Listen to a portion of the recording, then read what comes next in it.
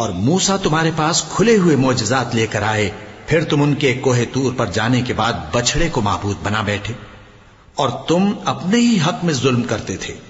اور جب ہم نے تم لوگوں سے پختہ عہد لیا اور کوہ طور کو تم پر اٹھا کھڑا کیا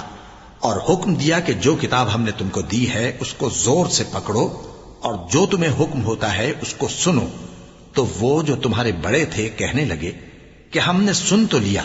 لیکن مانتے نہیں، اور ان کے کفر کے سبب بچڑا گویا ان کے دلوں میں رچ گیا تھا۔ اے پیغمبر ان سے کہہ دو کہ اگر تم مومن ہو تو تمہارا ایمان تم کو بری بات بتاتا ہے۔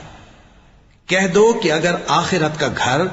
اور لوگوں یعنی مسلمانوں کے لیے نہیں اور اللہ کے نزدیک تمہارے ہی لیے مخصوص ہے تو اگر سچے ہو تو موت کی آرزو تو کرو۔ ابراہیم کے دین سے کون روگردانی کر سکتا ہے بجز اس کے جو نہایت نادان ہو،